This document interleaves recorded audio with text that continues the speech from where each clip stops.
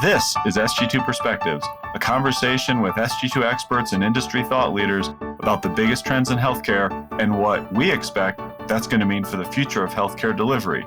What's the common denominator across all these ambulatory surgery centers that have been touted as low-cost sites of care? It's the physician ownership. You could make a mistake by going full on into an ASC strategy and really not involving your physicians, not only to incentivize them to bring their cases there, but also because they're the secret sauce of ambulatory surgery centers.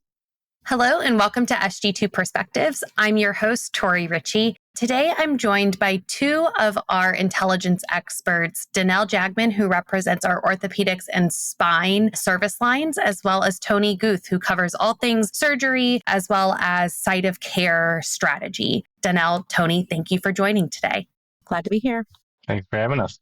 You're at the forefront of the evolving ambulatory surgical space. What are trends that are emerging in the surgical space here?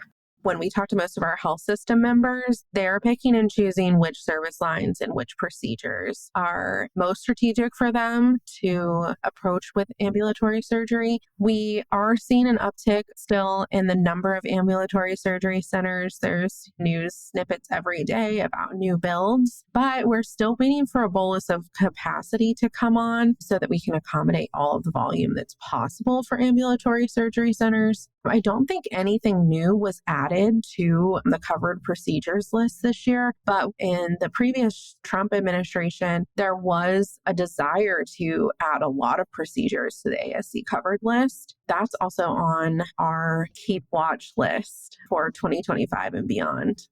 I've already gotten questions from some of our health system members about the possibility of the IPO, the inpatient-only list, being removed again. It was removed in the last Trump administration and brought back. But that's something that a lot of our health system leaders have in mind right now because they're trying to figure out the pressures that they're feeling to move surgical cases out of their hospital. And that's the big question that they have to face. Timing. What moves to an ASC when that happens? And there's never a crystal ball answer where we know when volume picks up, but we do know the factors that influence how quickly a market moves and adopts ambulatory surgery. And the fact is that some markets are moving very quickly and some are not. The trick is finding that balance. If you're in a market where we haven't fully shifted everything to ASCs, you don't want to move too fast because you don't want to cannibalize your existing volumes and your profit margins, but you don't want to move too slowly either and allow competition to gain a significant advantage. And a lot of that competition is made up by nimbler disruptors. They're able to move fast. They've got quick access to equity and capital, a very formidable competitor there. That's the big thing that's top of mind when I'm talking to a lot of our health system leaders across the country.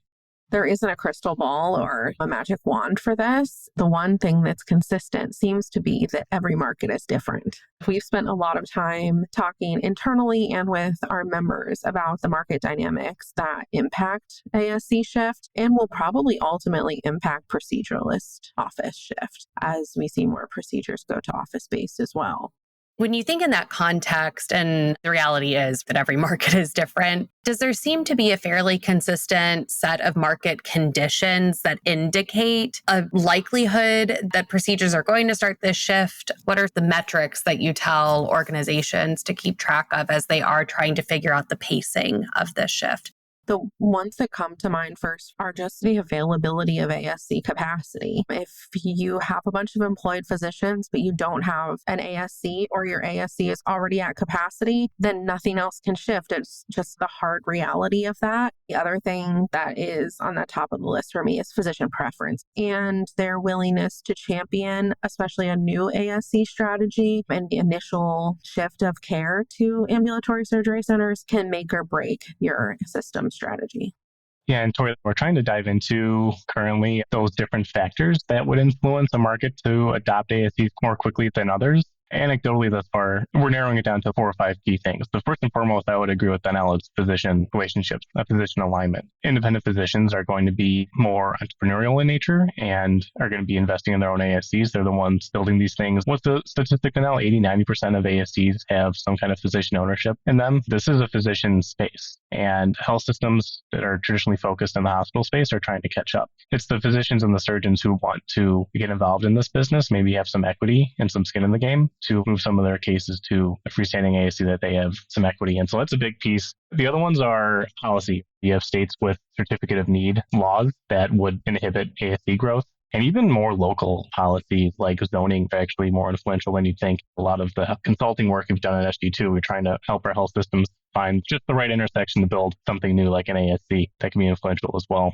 Certificate of need is so interesting because when it really came across the orthopedics desk about 2 years ago, we thought, certificate of need is going to be the end all be all barrier for ASC distribution for these orthopedic cases. But then you have states like Pennsylvania that has, when we look at commercial claims, one of the lowest percentages of shoulder replacements taking place in ambulatory surgery centers. And then we also hear from members in New York State that real estate is their biggest barrier, especially in metropolitan areas or urban areas where there's just not space to build new ambulatory surgery centers. And the ones that were built years ago may be already at capacity, or they're just not designed for the space and layout that we need now.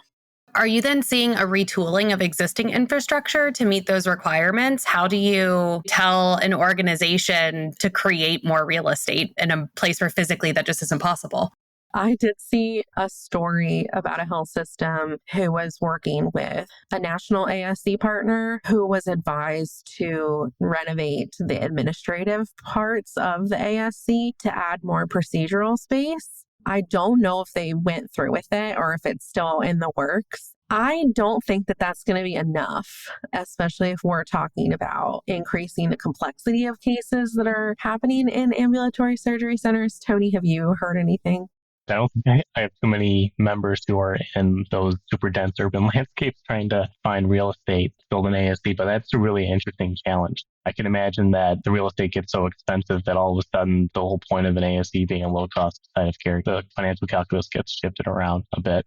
That's among the other market dynamics, but the cost of labor and supplies right now is also a big barrier. It takes a long time and it can be an expensive construction to start over, but also renovating these spaces isn't cheap either. You still have to devote design dollars and renovation and supply dollars to it. So I don't know if that's a plausible solution to capacity for most ambulatory surgery centers or health systems that own them. When I think about the shift to ambulatory, to a large degree, organizations have to grapple with making the business case for it, which to me means how do you start generating revenue from these services and how do you then scale the offerings? What best practices do you have for organizations to help drive additional volume? What do they need to shore up to make sure that they really are capitalizing on the opportunity, essentially, of these ambulatory centers? That's tough. And that's one we get pretty frequently from our members because sometimes the impression we give, which is a mistake on our end, is that an ASC is a surefire win, which is not the case. There's still a lot of legwork you have to do to make sure that it's up and running correctly and it's profitable and it has enough volume to warrant its existence and its place in your health system strategy. The number one thing to keep yourself from staying awake at night because of the revenue or margin with your ASC is make sure it's full of cases. And the best way to do that is make sure your physicians, the surgeons, are properly incented to do work there. And the number one way to do that is to strike an equity agreement with the physicians. It's a joint venture, and which is by far the most popular way for hospital-based health systems to get into the ASC game, is to go 49-51 either direction with the physicians. Then all of a sudden, the surgeons are interested in not only doing their cases there, but also keeping costs down and making sure quality is on point. Not that they aren't, they always are, obviously. It just all of a sudden creates those incentives to have an ASC be successful. And I've seen failed ASCs, and it's because the legwork hasn't been done. There was one that was 11 or 12 ORs big, which is huge. The average ASC is like 2 ORs in size, but this one was like 11 or 12, and it was empty. They were far from capacity. They were using 1 or 2 ORs, and the rest were sitting empty. And it's because the health system went forward by owning it 100% on their own, which is fine. You can still have a successful ASC in that way, but they didn't engage their physicians. And so none of them felt like they were incented to use it, which it could be fine if the ASC is in a convenient location. It's fun to work in. They've got the equipment and the toys and the materials that they want to use in their surgeries in the OR suites. So there's a lot of other levers that we can pull to keep the volume high in an ASC. But yeah, it's not a surefire thing. It requires legwork. If you think about what Tony said earlier with the percentage of ASCs that are owned in sole or part by physicians, which is over 80% of them, that number is fluctuating a little bit as hospital systems get more involved. But what's the common denominator across all these ambulatory surgery centers that have been touted as low-cost sites of care? It's the physician ownership. You could make a mistake by going full on into an ASC strategy and really not involving your physicians, not only to incentivize them to bring their cases there, but also because they're the secret sauce of ambulatory surgery centers. They're going to help you, especially if you get their buy-in on things like supply chain efforts to reduce the variety of implants you're using, for example, especially in sites of care that are smaller. And we're trying to move surgeries there that have more trays than ever before. If we're talking about orthopedics and spine, we need their help on decision making. And if we wanted to act like we want to achieve the results that have been achieved by physician-owned ASCs, we got to keep them involved across every portion of the planning and operations of the ASC. I love that part of the complexity with an ASC strategy is entrance from third parties, particularly private equity. Have things shifted in the ASC space as it relates to private equity? We've heard quite a number of headlines this year about headwinds that private equity organizations are facing. We've seen a lot of closures. Has there also been disruption to the surgical end of this dynamic?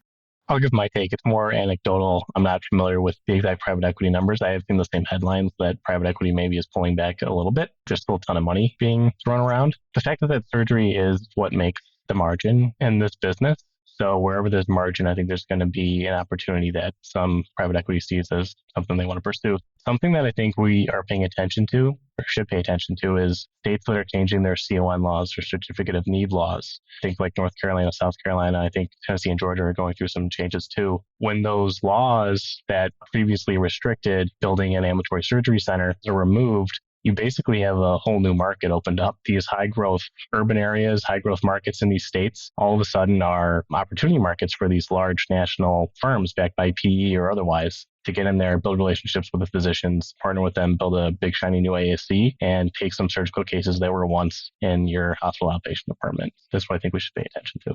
And you can bet that the plans are already drawn up. PE has the money to take the risk on surveying land, putting down deposits, whatever they need to do, and then drawing up the plans and working with those remaining independent surgical practices, whether they're orthopedics or different specialty, to get everything ready so that the moment that certificate of need changes, they will break ground. My question to that is, how does a traditional provider compete? If private equity is able to execute more rapidly and they're perhaps more liquid of an organization than your standard healthcare system, how does your traditional IDN compete in an environment like that? You have to be less risk adverse. We've talked to so many members who feel like they can't offer their employed physicians equity in an ambulatory surgery center, and that's not true. There's ways to do it that are legal and sound. We have other members that have been successful in doing it, but you have to take that leap of being willing to do that with your legal counsel and knowing that that is how you're going to engage. And you might set a precedent for that's how you're going to engage with independent practices that you want to be affiliated with. And building on that, a strength that health systems can leverage is their relationships with the independent physicians. They've been working with them for years and years and years. You can leverage that relationship to get the ball rolling on an ASC strategy that you haven't gotten started on yet. So that relationship is going to be stronger than, say, one that is between the same physicians and an outside national firm that they don't know. Leverage the existing relationships that you've built with the physician groups in your area. Also, look for those same PE-backed firms, because they're looking to partner with you as well. We actually talked about this in Sg2's Exec Summit in 2023, and we interviewed HOPCO, the PE-backed orthopedic surgery group. They were very clear that they are looking to partner with hospitals to take some volume out of their HOPDs and put them in ASCs where they belong, arguably. That's what they're doing. You can definitely leverage relationships with the docs that you already have to get the ball rolling. And you can partner with these national firms too. They're looking for partners. And if they're not going to partner with you, they're going to compete with you. So think about that. Another interesting facet of this particular space is beyond the control of the health systems, and that is some of the payer reality. I'm curious, what are you hearing from a policy or reimbursement perspective?